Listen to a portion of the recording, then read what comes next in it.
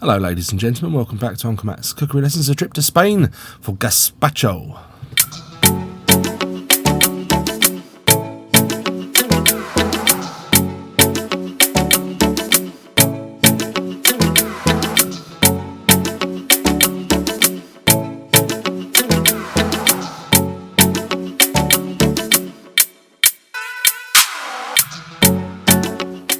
Hello, in this video I'm making gazpacho. Everybody knows it. It's a beautiful chilled summery soup. The tomatoes I've got are the best I could find, but this is the UK. If we were somewhere else in the the Mediterranean area, we would have much better tomatoes. But it's still going to be really delicious, and I think you're going to really like this one.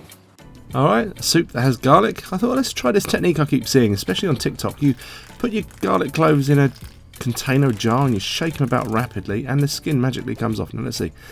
One did, but it was already loose, and don't believe everything you see on TikTok. And then fumble as you put it in the bowl, disgruntled. Anyway, cucumber as well. So gazpacho is a chilled soup from Andalusia, I think that's how you say it, in Spain. The main ingredients would be bread, garlic, oil and vinegar. Vegetables of your choosing can be added. The red sort of form of gazpacho, I think, dates around about to the sort of, is it the 18th or 19th century? But before then, for thousands of years possibly. Influences from the Moors, the Romans, the Greeks, I like that about food, it evolves. But there we go. So you see me here chopping up some tomatoes. These are the best tomatoes I could find. And some, obviously the cucumber, onion and the garlic went in as well. So all remains after this is some bread, because this is a bread-based soup. Other Spanish chilled soups, such as ajo blanco, if I've said that correctly, also is mainly a bread soup. That is some chilled water. I had that in my fridge for a while to soak the bread, because it is a stale bread. It's not a very good sourdough that I made a couple of days ago. I need a little bit more in there. So water will be added. I haven't put the water in the recipe, the amount of it, because it depends on your consistency you're after. That was some sherry vinegar, which I think you should use sherry vinegar, but I won't tell if you use a white wine vinegar.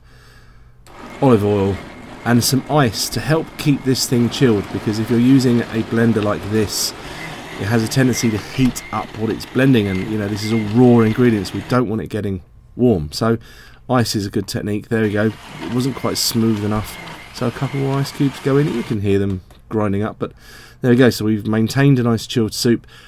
I'm happy with the consistency. Have a taste. Add some salt and pepper to your tasting. You can add some chili, you can add sugar into this. It's a very versatile soup. And originally it would have been made more like in a pestle and mortar. I think it might have even been shepherds that were sort of take some easy to sort of carry ingredients up and make this wherever they were, to their liking. I quite like dishes like that, come out of necessity. And you see me passing it through my conical strainer, which isn't too fine. I wasn't too concerned about having this super fine. I don't mind a few bits. I could have put that through a fine sieve afterwards if I wanted to, but that's in the fridge now, and that'll be improving for the next 24 hours or so. You don't have to have this immediately. But this is some traditional garnish accoutrement to go with gazpacho. And so I have some croutons, some onion I decided there, some pepper, some more tomatoes, and chopped boiled egg normally, but I just thought, I've got some nice 8.5-minute eggs there, and I'll just quarter them because they look nice. I thought I'd arrange this on a board, and then traditionally this may also be served with some chopped up ham. I decided to just use a packet of sort of Spanish charcuterie, and I thought that was very nice. And there we go, into a nice cold jug which I had in the freezer, a bowl of it with some olive oil on top, and garnish it how you like with the bits. And I just looks I think it looks as pretty as a picture. And I'm going to hand you back over to me for the tasting.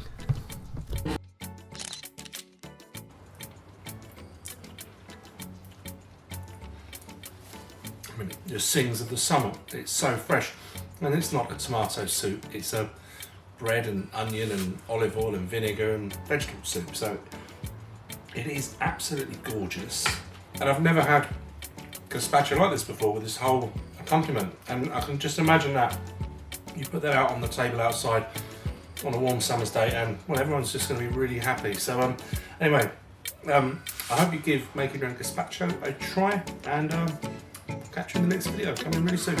Bye.